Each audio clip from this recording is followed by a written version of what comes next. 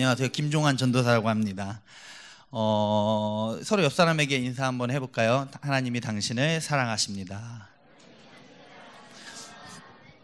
네, 딱히 제 설교가 필요할까라고 할 정도로 너무 간증이 너무 좋았었습니다. 간증과 프론티어라는 저희 무언극입니다. 한 달 동안 창조부터 이제 예수님의 구원하심까지의 스토리를 그린 이제 무언극이거든요. 이 모든 메시지가 그냥 설교 한 편으로 만들어져 있지 않을까. 왜냐면요, 아까 간증하신 분의 이야기가 추상적인 하나님이 내 삶에 들어와서 만나 주셨고, 그래서 내 삶이 바뀌었구라는 이것이 바로 십자가의 능력이지 않나 생각을 해봅니다. 다시 한번 인사해 봅시다. 하나님이 오늘 당신을 살리십니다. 네, 회복합시다. 내 안에 선악과를 이라는 말씀을 한번 은혜를 나눠볼 텐데요. 짧게 나눠보도록 하겠습니다. 정신과 의사가 쓴 사모님 우울증이라는 책이 있습니다. 사모님의 우울증. 왜 책 제목을 이렇게 정했나 보니까요, 저자가 이렇게 기술하고 있습니다. 겉으로 보면 화려한 옷에 명품백을 들고 있지만 남부러울 것 없는 그런 사모님의 대부분 속 깊은 이야기를 들어보면 나는 우울합니다 라는 대답이 많다 라는 고백 아닌 고백을 한다라는 것입니다. 그러면서 그 책에 그 안에 어떤 내용이 들어갔나 보니까 대한민국의 신달자 시인이라는 분이 있는데, 그 신달자 시인의 글을 이렇게 붙여 넣었더라고요. 한번 들어보세요. 호화저택에서 고급 음식과 포도주 잔을 들고 있는 사람도, 내일 세계 여행을 가기 위해 짐을 꾸리고 있는 사람도, 세상의 권력을 지며 호령하며 고급 외제차 뒤에 앉아있는 사람도, 백화점의 한 달 생활비를 백화점 전체를 생활비를 쏟는 사람도 모두 다 동일한 것은 우울증을 가지고 있다라는 것이다 라는 글을 이제 책 내용으로 들어가 있었는데요, 잘 사는 사람이나 못 사는 사람이나 평민이나 부자나 국회의원이나 대통령이나 누구나 예외 없이 전부 이 우울하다라는 이 커리어 안에는 벗어날 수 없다라는 이야기가 그 책의 내용이었습니다. 그러면서 저자가 두 가지를 이야기하는데요, 첫째는 왜 내 마음이 우울할까에 대해서 이야기를 나누는 데 있어서 첫 번째는 이렇게 얘기합니다. 다른 사람들이 내 마음을 몰라주기 때문에 내 마음이 우울하다 라는 것이 첫 번째고요. 두 번째가 정말 핵심입니다. 어떤 내용이냐면요, 내 마음이 왜 아프고 왜 우울한지 그 이유를 도저히 알 수 없기 때문에 우울하다 라고 하더라고요. 그래서 제가 좀 궁금했습니다. 도저히 알 수 없는데 어떻게 우울하지? 근데요, 생각해보면 갑자기 저희 기분이 나빠질 때가 있고 좋을 때가 있지 않습니까? 근데 그 이유를 찾고 들어가 보면 도저히 알 수가 없다라는 것입니다. 제가 이것을 생각하면서 느낀 게 뭐냐면요, 이렇게 내 마음이 우울한 것은 이건 영적인 거다, 영적인 거다라고 생각을 하게 되었습니다. 그래서 제가 이 두 가지의 것을 생각을 하면서 하나의 말씀 구절이 생각나는데요, 오늘 말씀 한번 찾아볼까요? 로마서 5장 12절입니다. 여기 앞에 스크린 띄어져 있습니다. 로마서 5장 12절 다 같이 읽어보도록 하겠습니다. 시작. 그러므로 한 사람으로 말미암아 죄가 세상에 들어오고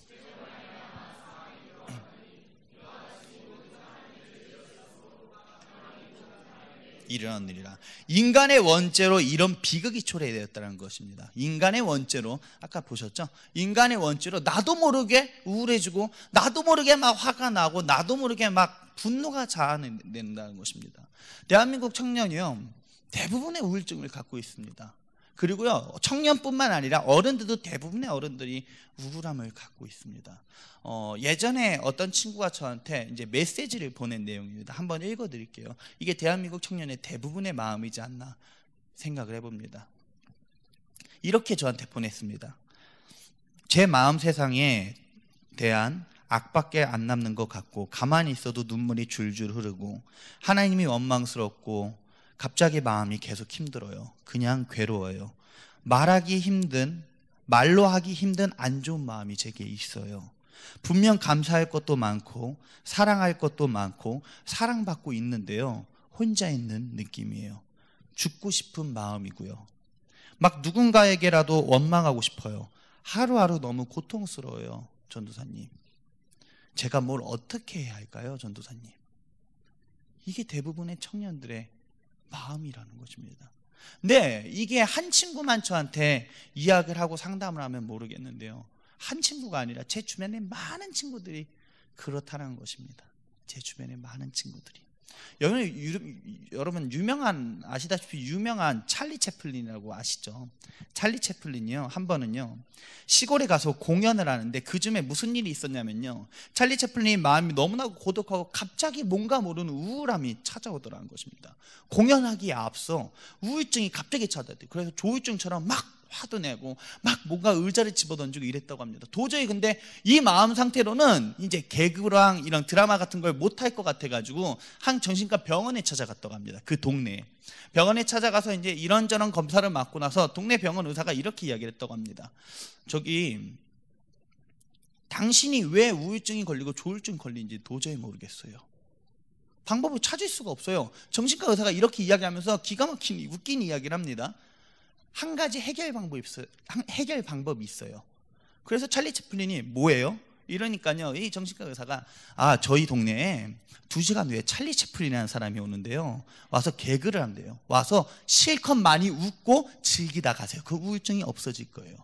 그 사람은 지금 찰리 채플린이 누군지 모르고 찰리 채플린 앞에서 그 이야기를 하고 있는 거 아니겠어요? 참 의아한 모순된 이야기 아닙니까?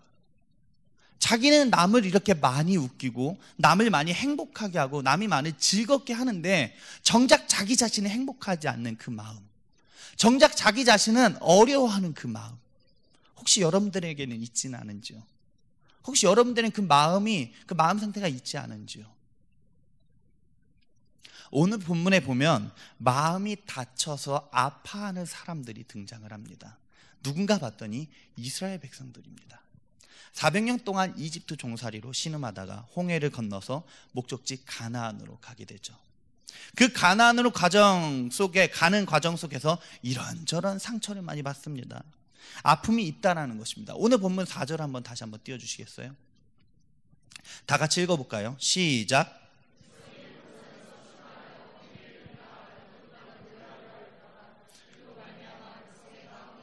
백성의 마음이 상하리라. 백성의 마음이 상하리라. 딱 우리의 길이지 않나, 우리의 상태의 모습이지 않나 생각해 봅니다. 가끔 비전을 걷고 비전의 길을 가다가요, 마음이 상할 때가 있습니다. 가끔 길을 걷다가 연단을 받아가지고 쓰러질 때가 있습니다. 좌절될 때가 있습니다. 하기 싫을 때가 있습니다. 제가요, 저는 이제 29살밖에 되지 않았습니다. 참 어떻게 보면 어리고 어떻게 보면 나이가 들 수가 있는 중간대의 나이인데요, 사역의 길을 20살부터 쭉쭉쭉 걸어다가 항상 이 사역을 했습니다. 찬양 사역과 이런 설교 사역을 항상 한국에서 하다가 아무래도 공동체 생활이다 보니까요, 마음이 상할 때가 한두 번이 아니더라고요. 그만해야겠다. 내려놔야겠다. 도저히 못하겠다. 저희는 이번에 미국을 갔지만 작년에는 필리핀을 갔습니다. 재작년에도 필리핀을 갔고요. 매년 이렇게 해외 선교를 다니면서 약 22명 혹은 20명 정도의 이 친구들을 데리고 매일 3주에서 4주를 이렇게 왔다 갔다 거립니다. 근데 그럴 때마다 매년 선교가 끝날 때쯤 생각나는 게 준비할 때마다 생각나는 게 뭐냐면요, 내년에는 안 가야지. 이번 미국 선교도 그랬습니다. 내년에는 반드시 안 가리라. 근데 신기하게 하나님이요, 연결시켜 주더라고요. 근데 신기하게 하나님이 계속 내 마음에 해야지 회복시켜 주더라고요. 이게 우리 인생의 길이지 않나 생각해 봅니다. 이스라엘 백성이 지금 마음이 상하기 시작했습니다. 근데 중요한 것은 어디까지나 이 마음이 상한 건 표면적으로 먹을 것도 없고 마실 것도 없기 때문에 마음이 상한 부분인데요, 보다 근본적인 문제가 이스라엘 백성들한테 있었다는 거예요. 보다 근본적인 문제가 뭐냐 하니까요, 겉으로 보기에는 이스라엘 사람들이 혼돈과 혼란과 결핍이 있었지만, 먹을 것도 없고 마실 것도 없었지만, 그보다 더 근본적인 문제는 뭔가 하니까 하나님과의 관계적인 측면에서 문제가 생겼다는 것입니다. 하나님을 신뢰하는 부분에서 신뢰를 하지 않고 끊어졌다는 것입니다. 이스라엘 백성들의 문제는 딱 하나예요, 신뢰의 문제입니다. 모세가 시내산으로 올라갈 때 반드시 모세가 내려올 건데 그걸 기다리지 못하고 금송아지를 만들고, 수없이 수많이 하나님을 신뢰하지 못하고 하나님의 종 모세를 신뢰하지 못함으로써 나타난 비극의 초래가 계속적으로 출애굽기 신명기에 나타나죠. 그게 오늘 본문 5절 말씀입니다. 읽어보겠습니다. 5절 한번 펴주겠어요? 시작.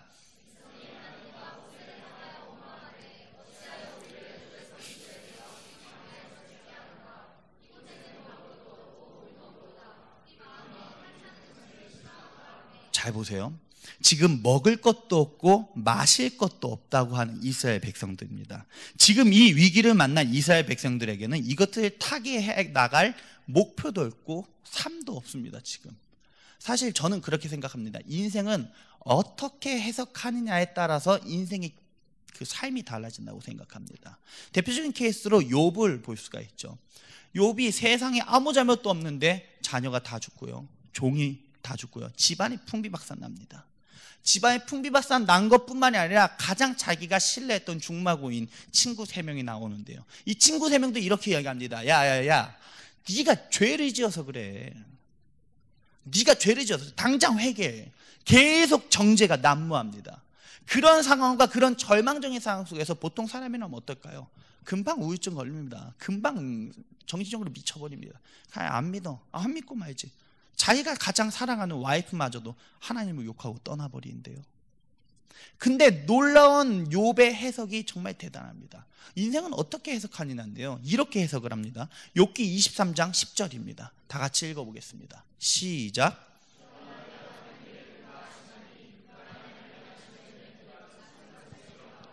지금 자기의 삶을 어떻게 해석합니까? 난 죽어야 돼. 난 쓰레기야. 아휴, 그래. 내가 죄 지었으니까 그냥 이대로 살자.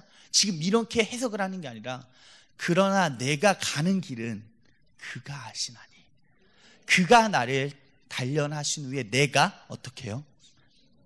순금, 정금같이 나아가리라. 정금의 특징 아시죠? 이만한 정금이 부러져도 그 정금의 값어치가 떨어지지 않습니다. 정금같이 나아가리라. 이 놀라운 해석의 힘이 욥을 무너지지 않게 했다는 것입니다. 혹시 여러분 이 삶을 살다가 무너지는 삶 가운데 있습니까? 무너질 것 같으십니까? 해석을 잘 하셔야 됩니다. 내가 달려갈 길은 그가 하시나니, 그가 나를 훈련하신 후에, 단련하신 후에 정금같이 나아오리라. 오늘 본문의 결과도 보십시오. 그렇게 부정적으로 해석하는 이스라엘 백성들입니다. 6절 한번 봐볼까요? 6절 읽어보겠습니다. 시작.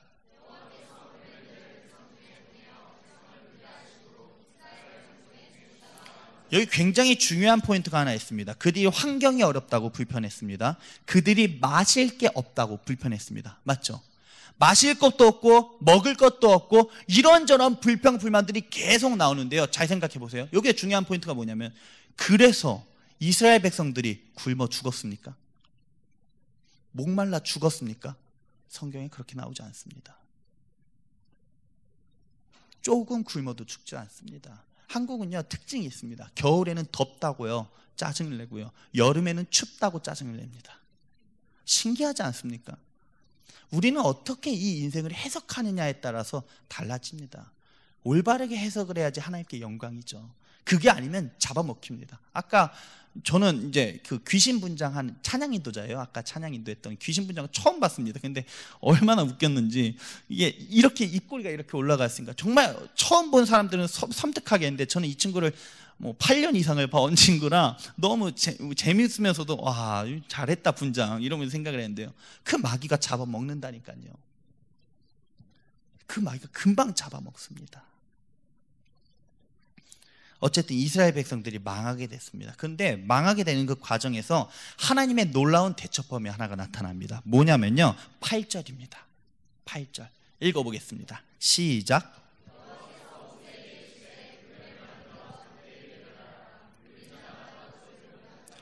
그것을 보면 살리라. 어떻게 보면 인간적으로 참 웃기는 대안입니다. 무슨 사막의 독을 품은 뱀에게 물려서 죽게 되었는데 불뱀을 만들어 장대에 매단 것을 보래요. 이거 실제로 여러분들한테 실화로 들려지면요, 이거 정말 웃기는 이야기 아니겠어요? 장대에 달려서, 여러분 우리가 지금 이 자리에서 불뱀에 다 물렸습니다. 독이 심하게 품었는데 이거 지금 죽기 일보 직전이에요. 근데 하나님이 이상한 대안을 해요. 당장 병원에 가라가 아니라, 당장 뭔가를 마셔라, 뭔가를 먹어라가 아니라, 여기 매달려 있는 노뱀을 보라는 거예요. 제가 오늘 이러한 대안들을 왜 제시했을까 딱 한 가지만 이야기 나누고 결론은 좀 길게 이야기하고 말씀을 마치려고 합니다. 첫째로, 여기에는 하나님을 향한, 하나님께서 노뱀을 보고 회복한다라고 하신 그 이유에는요, 하나님을 향한 신뢰의 회복에 대한 요구가 있다는 것입니다. 생각을 해보세요. 누구나 다 공감하는 그런 해법이요. 어떤 거? 먹으면 나을 거다. 또는 뭐 기어가서 뭔가 약국을 찾아서 약을 먹으면 나을 거다. 누군가한테 안수기도 받으면 나을 거다. 뭐 이런저런 해법이 있는데요. 하나님은 하나님의 방법으로 해법합니다. 저걸 봐. 노뱀을 본다고 해서 나을까요? 아니요. 하나님께서 그 안에 요구하는 건 노뱀을 본다고 해서 낫는 게 아니라 니네가 내 말에 순종하면 난다라는 근본적인 하나님의 말씀이 들어가 있는 거예요. 그러니까 우리는요, 말도 안 되는 상황 속에서 고개를 끄덕여야 됩니다. 하나님께서 계속 순종하라고 하시거든요. 맞지 않는 사람과 환경이 다른 사람과 제가요 계속 이 친구들이랑 있다 보니까요, 뭐 저랑 환경을 삶을 같이 하지 않았습니까? 삶 자체가 다릅니다. 문화 자체가 다르고 가정이 다른 친구들과 함께 선교를 하다 보니까 문제가 많이 있습니다. 제 리더십에 대해서 저는 워낙 좀 강하게 막 이거 해 저거 해 일로 와 빨리 이렇게 하는 걸 좋아하는데, 어떤 친구는 사랑이 많아가지고 선배님 말을 좀 부드럽게 해주세요. 어떤 분들은 제가 막 명령적으로 막 빨리빨리 하는 걸 일을 좀 이렇게 하는 스타일이어서 선배님 말을 좀 부드럽게 해주세요. 선배님 말 때문에 기분이 나빠요. 막 이런 친구들은 한둘이 있는 게 아니에요. 실제로 지금 이 친구들 있을 수도 있겠죠. 서로가 다른 문화 속에서 다른 삶을 사다가 다른 가정 밑에서 살다가 합쳐지니까 문제가 생겨요. 문제가 생기는 거예요. 여러분, 교회 안에서요 서로 다른 아픈 마음의 상처들을 갖고 다른 문화 속에 살다가 문제가 생깁니다. 근데 이 안에서요 하나님께서 요구하시는 게 뭔지 아세요? 하나님이 세운 사람에게 순종하라. 순종하지 않으면요 회복은 더 이상 없습니다. 순종하지 않으면요 우리의 육신의 회복, 영성의 회복은 더 이상 없습니다. 두 번째, 순종하지 않으면 이 교회에 리바이벌은 없습니다. 확신합니다. 순종합시다. 순종이 제사보다 낫습니다.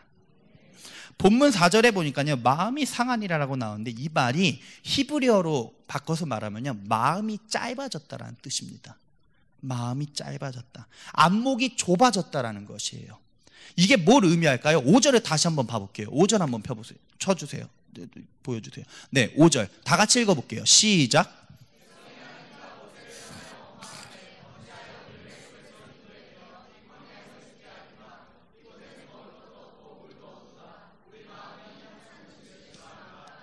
지금요 보세요. 먹을 것도 없고 물도 없도다. 우리 마음이 하찮은 음식을 싫어하노라 하며 지금 이렇게 이야기하는데요, 하나님이 얼마나 이스라엘 백성들한테 놀라운 일을 행하셨는지 다들 아시죠?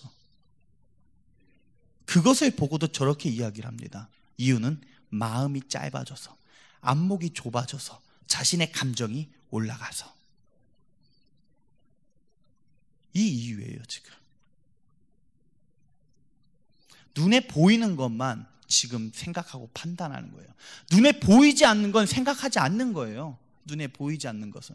이제 미국 선교를 제가 준비하다가 목사님한테 정말 많이 전화를 했습니다. 시간이 일단 달라요. 저희는 새벽까지 기다려야 돼요. 왜냐면 새벽 2시, 새벽 3시, 꽤 사모님이 꽤 많이 받으셨던 걸로 저희가 기억을 해요. 아직도 메일도 이렇게 계속. 이제 근데 이 교회만 있는 게 아니라 올랜도, 보스턴, 또 뭐 뉴욕, 뉴저지 뭐 시작해가지고 계속 목사님들이랑 해야 되니까 내가 누구랑 연락했지? 한 교회, 어떤 한 교회한테는 거절을 좀 많이 당했는데 몰랐어요. 거절을 당했는지. 하도 많이 교회를 전화하다 보니까.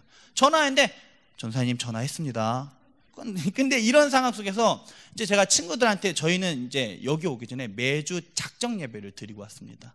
작정 예배를 매주 금요일마다 드리고 우리가 먼저 은혜를 받고 이 은혜를 여기서 함께 예배 드리면서 나누자라는 마음 속에서 작정 예배 드리는데 제가 이렇게 했어요. 야, 정말 힘들다.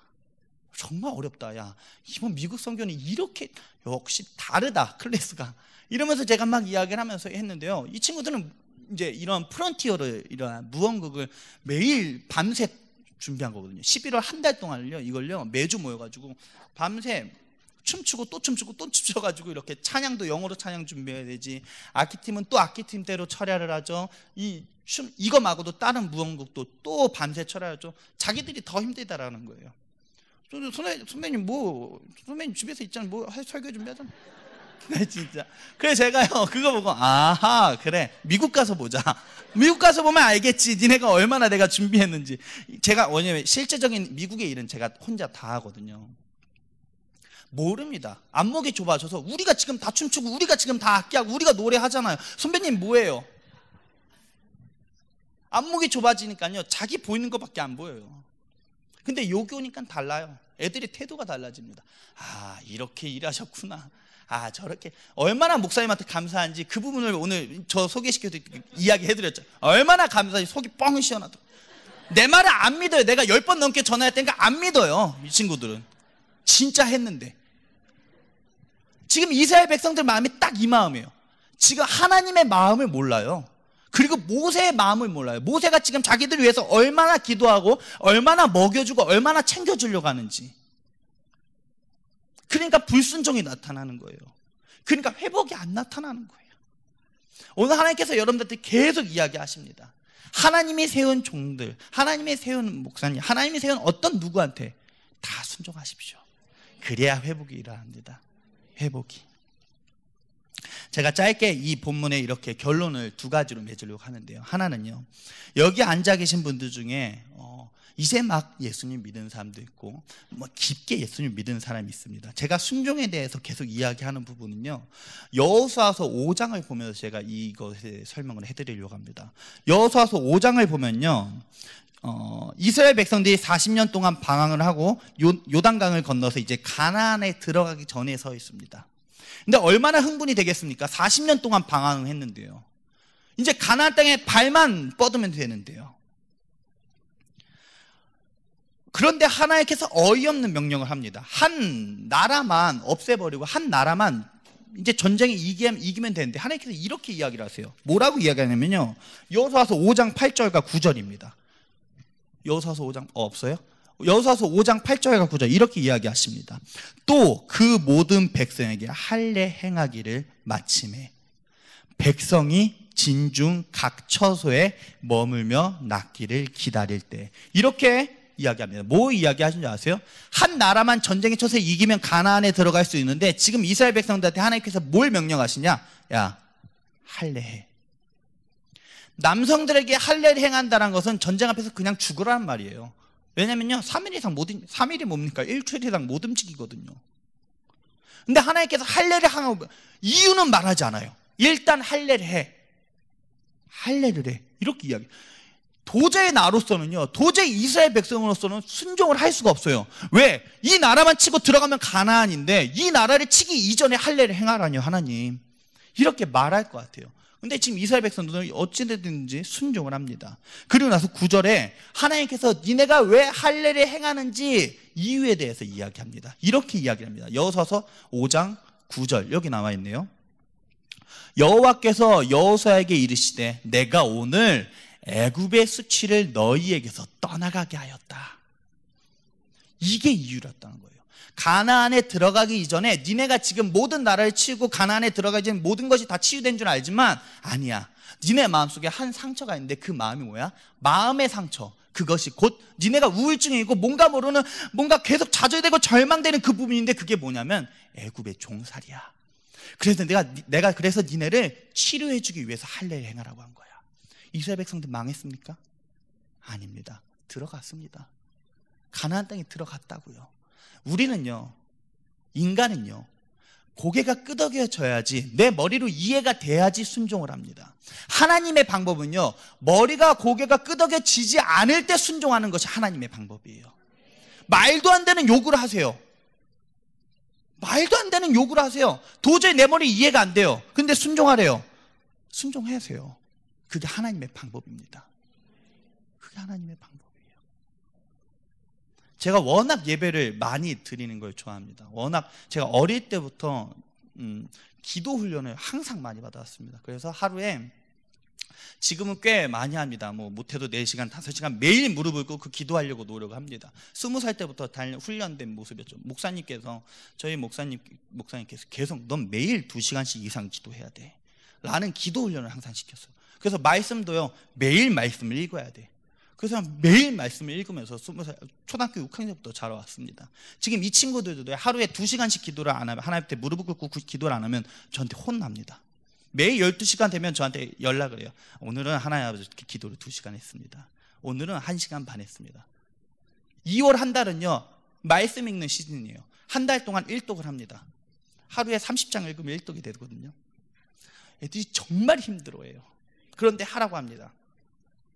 정말 머리로 이해할 수는 없지만 친구들이 얘기해요. 작년에 저희 2월에 말씀 일독을 하는데 선배님 도저히 이해가 안 가요. 성경이 부터 시작해가지고 이게 내가 읽는 건지 안 읽는 건지 모르겠어요 라고 이야기를 하는데요. 한 달 일단 해봐. 일단 한 달 일독 해봐. 일독이 끝나니까요 애들이 뭐라고 하는 줄 아세요? 맥이 잡힙니다 라고 이야기를 합니다. 기도 훈련을 시킨 지 제가 이 친구들 시킨 지 4년째입니다. 매일 2시간씩. 맨 처음에 1시간이었다가요 1시간으로는 안 되겠다. 내가 그래도 4시간 하는데 내가 그래도 5시간 해지니 나는 또 쫓아와라. 2시간 해라. 3시간을 올리려고 했다가 애들의 눈이 불화살같이 저를 쳐다보길래 3시간은 도저히 안 되겠다 싶어가지고 2시간씩은 꼭 시킵니다. 맨 처음엔 머리로는 이해가 안 됩니다. 왜 기도를 시키는지. 신학생들한테 기도를 시키면요 내가 하고 싶을 때 할 거야 라고 이야기합니다. 내 마음에 감동이 올 때 할 거야. 아니요, 하나님께 이야기하세요. 내가 너와 매일 만나길 원한다. 내가 너와 매일 대화하길 원한다. 머리가 고개가 끄덕여져야지 순종하는 거 아닙니다. 끄덕이지 않을 때 그때야 비로소 하나님께서 하시는 말씀입니다. 폴 트리니가 이런 말을 했습니다. 앞에 광야가 있고 뒤에 애국군이 있습니다. 옆에는 고난들이 있습니다. 그때 하나님을 찬양하십시오. 그때야말로 하나님의 능력을 볼 안성맞춤의 때입니다. 순종합시다. 두 번째 결론에 대해서 이야기하겠습니다. 여러분들 마음이 힘들고 어려우십니까? 그때마다 십자가를 기억해 주십시오. 십자가. 제가 이 프론티어에 대해서 오늘 이 무언극에 대해서 정하게 된 계기가 있었습니다. 물론 도저히 이거 할 수가 없는, 얘네들 춤을 처음 춰보는 애들이에요. 가운데 이 예수님 역할 한 명 빼고는요 정말 춤을 어쩌어쩌도 이렇게 억지로 끼워 맞춰서 이렇게 췄는데 이렇게 잘 추게 되었습니다. 근데 제가 이걸 하게 된 계기가 딱 하나입니다. 물론 화려하고 멋있지만 딱 하나. 십자가의 구속 사건이 여기 있어서였습니다. 여러분 십자가 사건만 기억하면 내 마음이 무너질 수가 없습니다. 마틴 루터가요 이제 그때 당시에 종교개혁 당시였죠. 종교개혁 당시에 이제 그 수많은 종교 지도자들의 정권이 왕이었습니다. 오히려 왕보다 더 강했었습니다. 근데요 그 지도자들이 마틴 루터 죽이면 금방 죽여버릴 수 있었습니다. 그러니까 마틴 루터는 실제로 신경쇠약 그리고 우울증, 불면증에 걸려 있었다고 합니다. 근데 한 번은요 마틴 루터의 사모님이 카타리나라는 사모님인데 이 사모님이요 한 번은 마틴 루터가 밖에 나갔을 때 아무런 일도 하지 않으니까요 아무런 무엇을 하지 않으니까 카타리나가요 이렇게 이야기를 했습니다. 그 집에서 이 장례식장을 이렇게 집을 꾸며놓은 거예요. 장례식장을. 그러면서 이렇게 이야기했습니다. 하나님이 죽었습니다. 하나님이 죽었어요. 이렇게 이야기를 하더라고요. 마틴 루터가 어디 갔다가 들어왔는데 이게 무슨 말 같지도 않은 소리냐, 어떻게 하나님이 죽었냐 막 뭐라고 했습니다. 근데 카타리나가 이렇게 이야기했습니다. 하나님이 죽지 않고서는 어떻게 당신의 하나님의 일을 하지 않을 수 없습니까? 하나님이 죽지 않았는데 어떻게 당신의 마음에 우울증이 찾아옵니까? 그때 마틴 루터가 번쩍 차려가지고 종교개혁을 바로 이루어냈다고 합니다. 우리에게 낙심이란 단어는요 하나님이 죽었다라는 그 문장 말고는 없습니다. 다시 말해서 우리 인생에 좌절은 없습니다. 하나님이 존재하는 한, 십자가가 존재하는 한.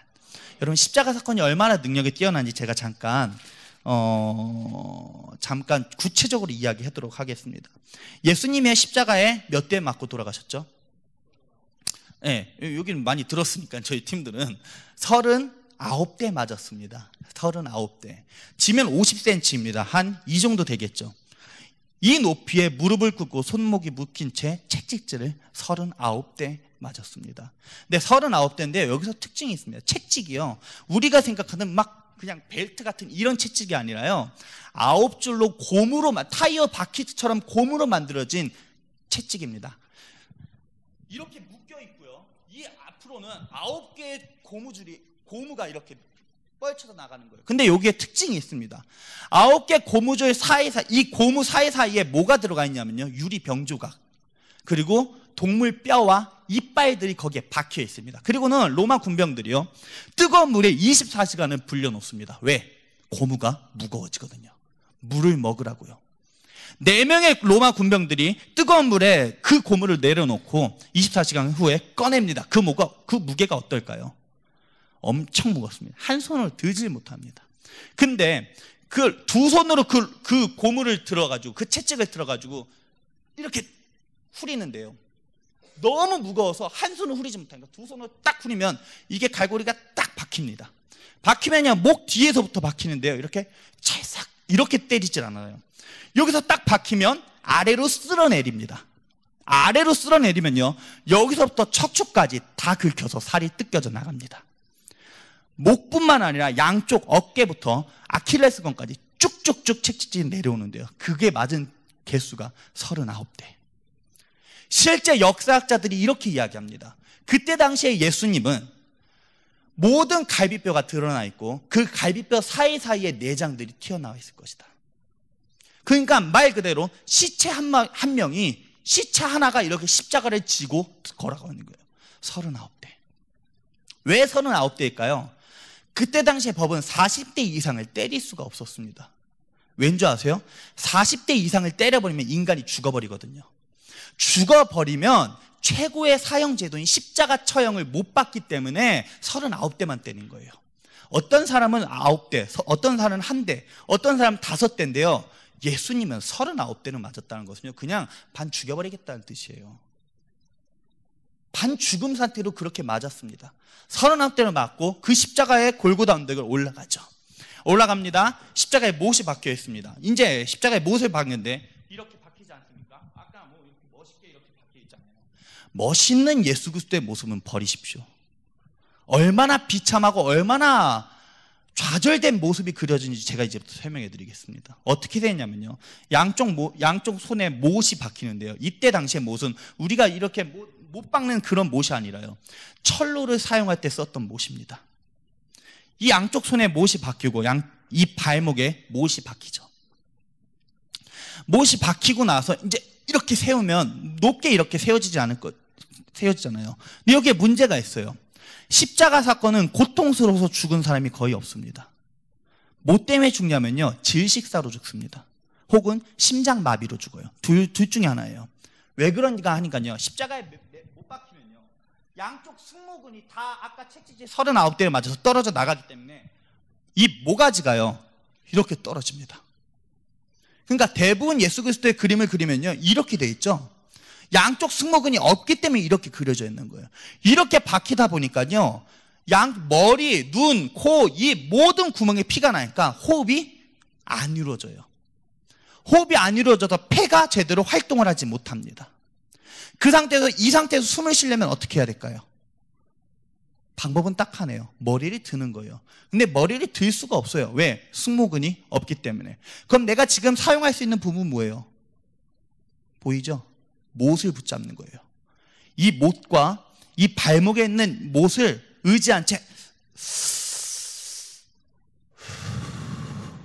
이렇게 하고 있는 거예요. 지금 예수님이 숨을 쉬게 해서 우리는 이렇게 쉴 수가 있습니다. 근데 예수님은 못 쉬어요. 이게 뭐가 이렇게 내려가 있으니까. 그러니까 올라가서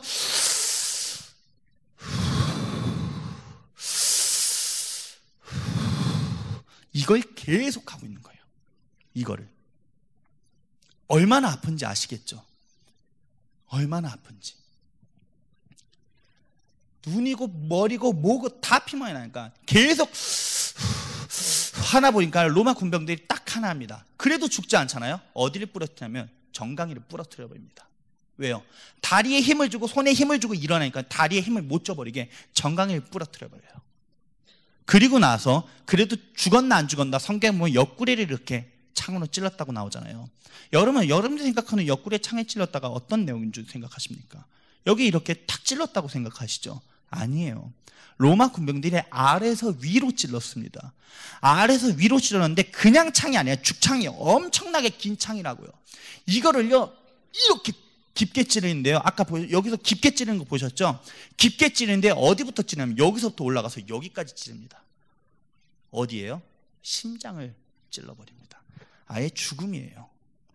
이게 예수 그리스도의 십자가 사건이에요. 이게. 우리는요, 어떠한 패션 오브 크라이스트 아니면 어떠한 십자가 영화를 보고 나서 와, 영광된 예수님 감사합니다 이렇게 생각하는데요, 아니라니까요. 처참하게 좌절되게 낭만하게 쓰러졌다. 성경 보면 물과 피를 다 쏟았다고 나오죠. 이거 혹시 의사분이 계실지 모르겠지만 의사분들이 동일하게 하는 말이 사람이 죽기 전에 물과 피를 쏟는 이유가 단 하나밖에 없다고 합니다.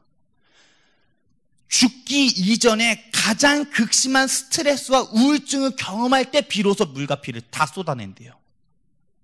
또 하나, 예수님이 산에서 기도하실 때 이렇게 이야기하시죠. 하나님, 이 잔을 내게 옮겨주옵소서. 성경이 이렇게 얘기합니다. 땀방울이 핏방울이 되게 기도하였더라.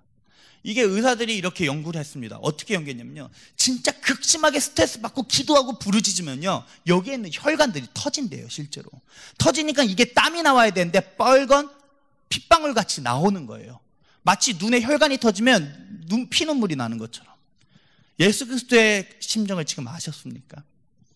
그 이유는 왜입니까? 여러분들을 좌절케 하지 않기 위해서, 여러분들의 절망을 보고 싶지 않아서, 여러분들과 인생에 나가는 길 끝에 예수님이 이렇게 수고하고 짐진 자들아, 와 이제 됐다, 와라, 쉬게 해주고 싶어서, 하나님이 여러분들과 함께 있고 싶어서. 우리는 하나님과 벽이 쌓여 있었습니다. 도저히 기도해도 기도가 튕겨나갔었습니다. 아무리 다가가도 갈 수가 없는 상황이었습니다. 근데 예수님의 그 처참한 사건으로 인해서 우리의 좌절은 이제 없습니다. 우리의 절망은 이제 없을 것입니다. 여러분들, 마지막 하나만 이야기할 건데요, 타이타닉호 사건을 다들 아시죠? 타이타닉호 사건. 1912년에 타이타닉호가 만들어지지 않았습니까? 출항을 해서 가는데 가는 중에 뭘 만납니까? 암초를 만납니다. 암초를 만나서 그 사망 인원 수가요 1514명입니다. 1514명이 죽었는데요, 통계를 보니까요, 사람의 살았던 비율, 그러니까 어린아이들이 56% 살았다고 합니다. 그리고 더 놀라운 것은 여자들이요 74%가 살았대요. 그리고 남자들은요 20%밖에 살지 못했대요. 왜 그런가 하니까요, 실제로 배가 이렇게 무너지게 되면요, 수영 잘하는 사람들이 보트를 타지 않습니까? 빨리 뛰어가서 다이빙을 하거나 뭔가를 해가지고 그 미니 보트에 타기만 해요. 그래서 거의 다 대부분 남자들은 살 수밖에 없어요. 그런 막 혼란이 오고 배가 이렇게 침몰하는 과정 속에서 영국인 남자들이 어떤 그림이 그려졌을까요? 야, 나와 막 이러면서 내가 살려고 막 뛰고 또 뛰고 했을 것입니다. 여자고 애들이고 필요가 없습니다. 왜? 내 목숨이 달려있으니까. 그러한 상황 속에서요, 그때 당시에 타이타닉호의 선장입니다. 누구냐면요, 에드워드 스미스라는 사람입니다. 에드워드 스미스가 이렇게 보더니요, 난리가 난 거예요. 애기들은 타지도 못하고 여성들은 완전 힘이 없어가지고 다 밀리고, 남자들은 나부터 살겠다고 다 뛰어다니고, 에드워드 스미스가 그걸 위에서 보고요, 이렇게 딱 한마디 외쳤다고 합니다. 주목, be British. 영국인이면 영국인답게 행동해라. 그러자요, 그때 그 어수선했던 남자들이 다 멈췄다고 합니다. 영국인 남자들이요. 그래서 살아있는 확률이 여자가 74%, 애기들이 56%, 남자들이 20%밖에 되지 않습니다. 그리스도인들이며 그리스도인답게 행동합시다. 우리에게 절망은 하나님이 죽는 것 말고는 없습니다. 내 안에 선악과를 회복하십시오. 내 안에 십자가를 회복하십시오. 그 십자가가 살아난다면 내 안에 기쁨만 있을 줄 믿습니다. 내 안에 행복만 있을 줄 믿습니다. 그거 아시죠? 저는 레크레이션 강사 자격증을 이제 최하급으로 하나 땄습니다. 근데요, 내가 슬프면요, 옆 사람도 슬퍼요. 내가 울면 이 사람도 꼭 울어요. 여성분들 꼭 그러는 거 저는 참 많이 봤어요. 얘가 울면요, 왜 울어 하면서 자기도 울어요. 왜 울어? 이렇게 울어요. 남자들은 안 울어요. 남자들 많이 울면 저거 미쳤네. 이게 남자들이거든요. 근데 웃긴 거 알려드릴까요? 레크레이션은 맨 처음 제가 강의를 듣는데요, 아무것도 필요 없다고 이야기합니다. 강사가 이렇게 얘기합니다. 그냥 웃으세요. 웃으면요 웃게 돼요. 그게 레크레이션의 가장 1원칙이에요. 우리요, 십자가 사건 그렇게 처참하게 무너진 예수 그리스도를 생각하면 눈물밖에 나지 않지만 그 안에 또 다른 양상의 기쁨이 있잖아요. 이 세상 상대 힘든 사람 얼마나 많습니까? 얼마나 좌절되는 순간이 얼마나 많습니까? 오늘 하나님께서 이야기하십니다. 걱정 마. 내가 너와 함께 할게. 걱정 마 사랑하는 내 딸아, 내가 너와 영원히 있을게. 십자가를 회복합시다. 십자가 사건을 기억합시다. 십자가 사건을.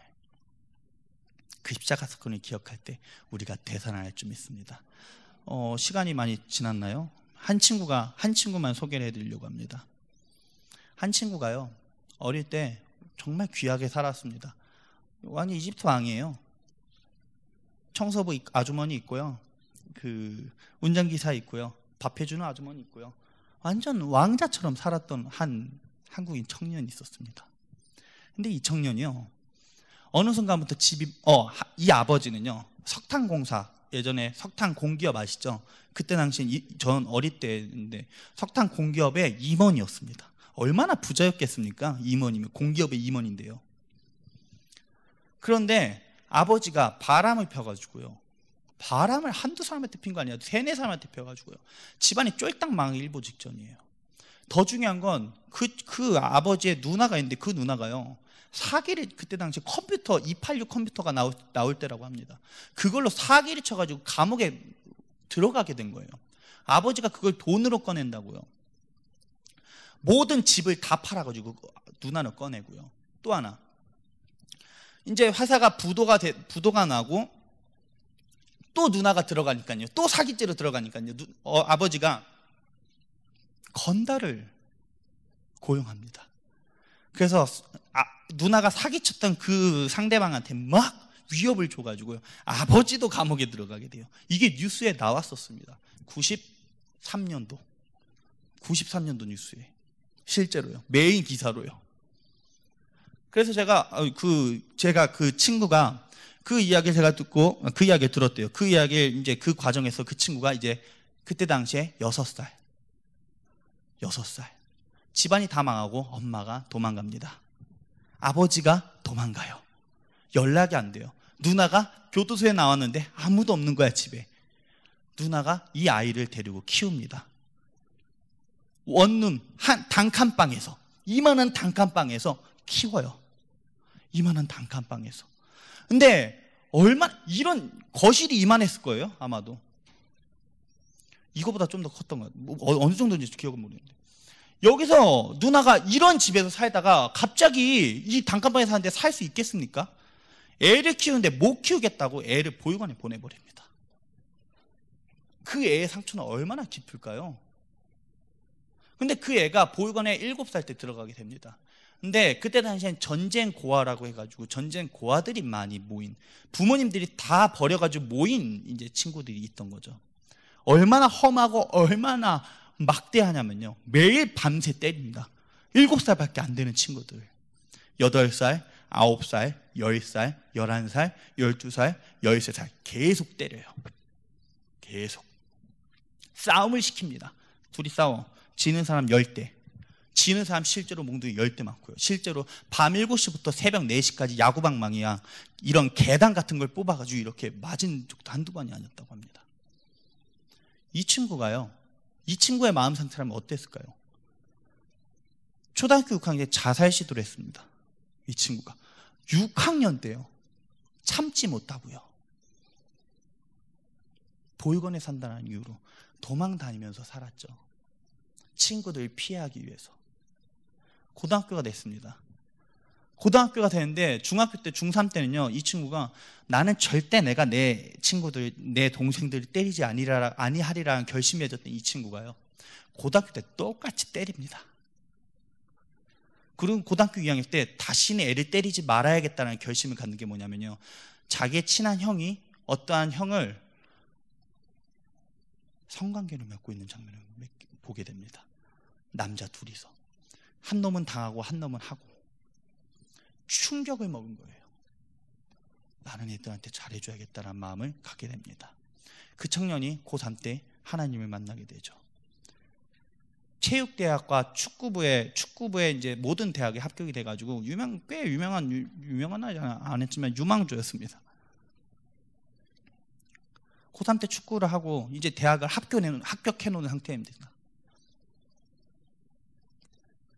그런데 그쯤에 하나님이 만나주세요. 그 친구를. 하나님이 만나고 나서 그 친구가 축구부와 모든 대학을 그만둬 버려요. 20살 때. 그리고 교회에 올인하게 됩니다. 그렇게 삶을 살다가 22살에 도망갔던 엄마를 만나게 돼요. 도망갔던 엄마가 어떤 사람인가 보니까 대장암 말기에 걸려있던 어머니. 오더니 하는 말, 도와줘. 도와줘. 이 친구가 미련하게 자기가 갖고 있던 5천만 원을 22살 때 5천만 원까지만. 얼마나 이 친구가 자립심이 강하냐면요, 중학교 1학년 때부터 죽어라 알바를 합니다.